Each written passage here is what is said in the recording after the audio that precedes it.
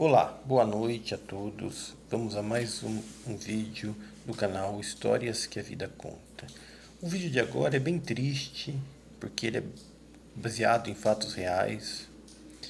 É lógico que eu não vou poder citar o nome das pessoas que se envolveram nesse conflito, nessa tristeza, o nome da cidade, o ano exato, porque é uma ferida que já está cicatrizada há muitos anos. Mas eu cresci ouvindo algumas vezes, minha mãe e meu pai falar sobre esse triste ocorrido que eles vivenciaram e viveram próximo dele. O que houve é que em algum lugar do estado de São Paulo, na área rural, em uma serra, havia muitas pessoas, produtores rurais, pequenos produtores, né? Arrendatários, coisa e tal, ainda nos anos 70, né? Quando se florava pessoas no campo. E nesse vai e vem, cresceu ali uma mulher. Casou, teve família, mas ela começou a seguir outro caminho. O caminho da escuridão, o caminho que para um lugar pequeno se torna muito difícil às vezes, né?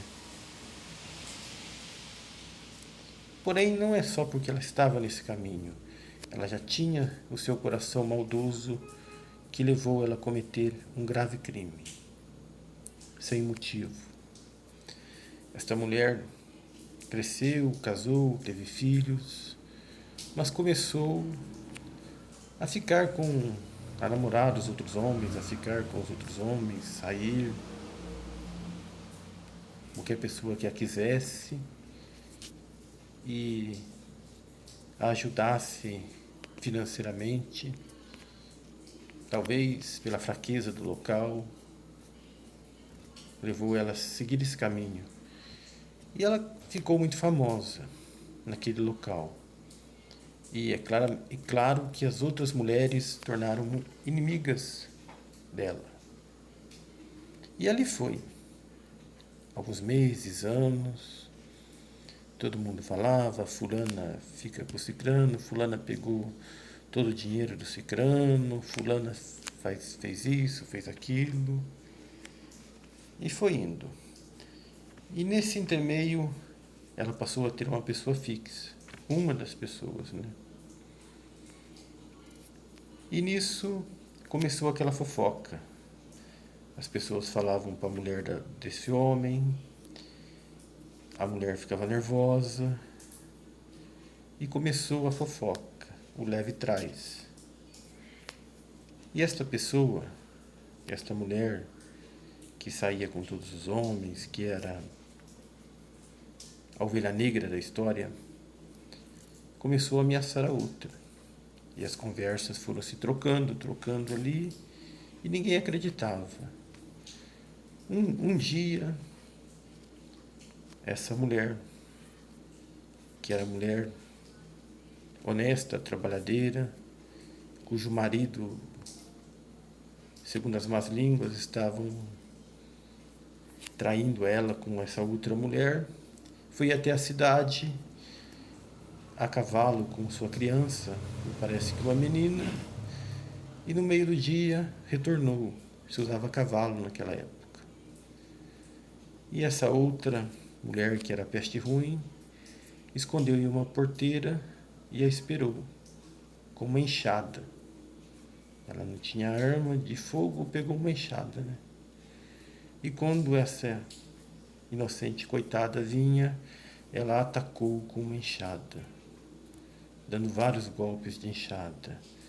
A criança, não se sabe como foi ali a luta, né? Porque estava a cavalo, mas essa mãe provavelmente, para defender a criança, levou muitas enxadadas, mas houve grito e chegou pessoas a impedir que ela matasse a criança, mas a mãe já estava morta. E ela fugiu dali, desesperada. A criminosa, que havia acabado de cometer um crime monstro, hediondo, naquela época. Foram até a cidade, não havia telefone, né?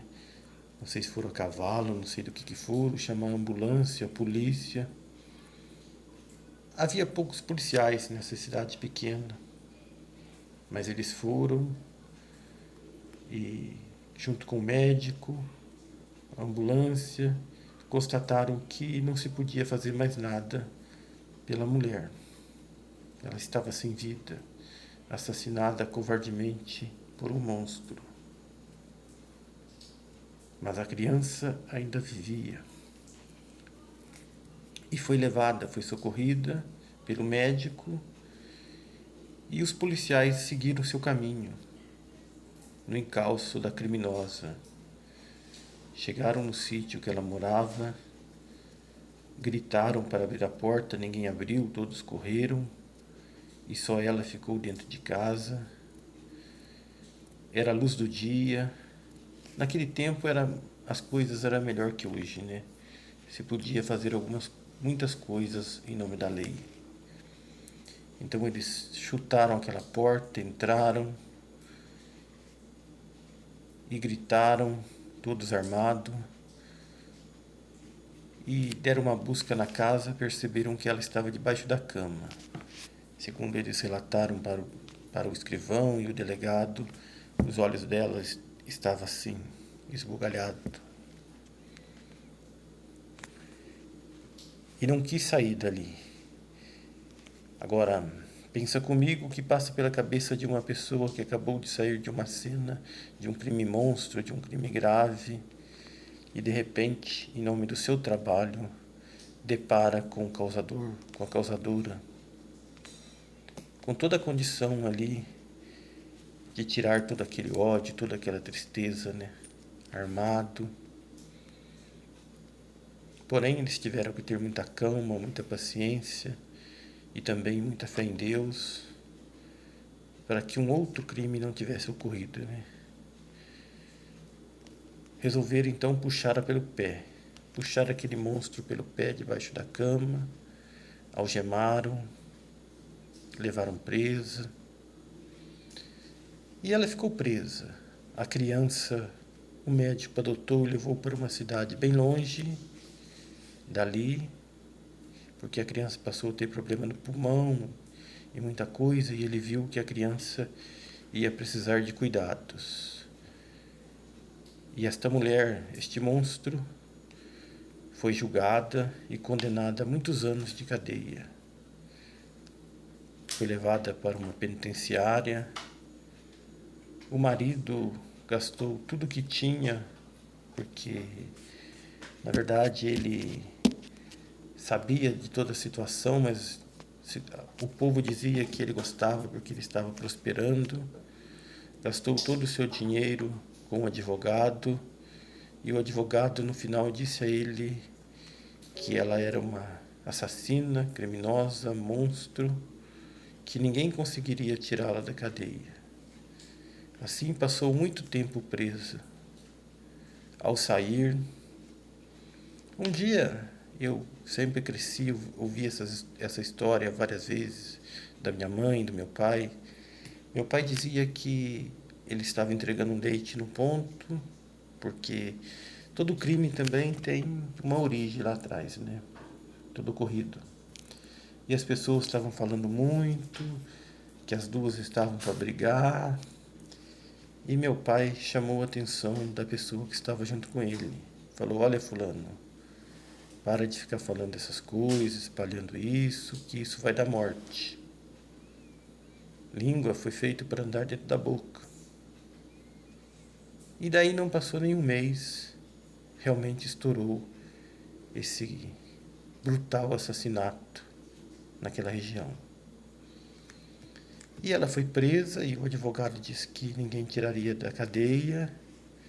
E passado um tempo, eu perguntei para minha mãe, muito tempo depois, muito tempo, dessa senhora.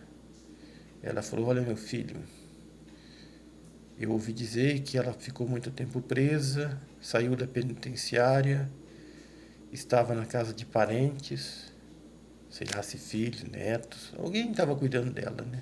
já estava no fim da vida. Porém, ela não tem uma vida boa. Quando vai dormir à noite, acorda gritando, e do jeito que ela fez para esconder da polícia, ela faz para esconder desse pesadelo. Grita e diz que tem uma mão preta que vem puxá-la.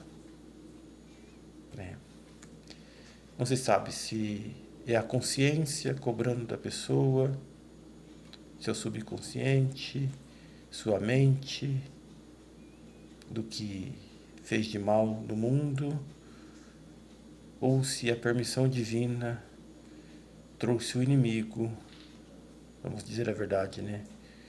O diabo para puxá-la pelo pé. E assim se encerra o relato de hoje, né? Devemos tomar muito cuidado com nossa língua. A palavra de Deus já diz que devemos tomar muito cuidado com nossa língua, né? Encontramos isso nas palavras de um apóstolo, num salmo, que disse que a gente pede para Deus guardar a nossa língua, né? A língua é causadora de muita coisa ruim neste mundo. E este foi um acontecimento causado também pela língua, que marcou o coração e a alma das pessoas daquela região que viveram aquele momento.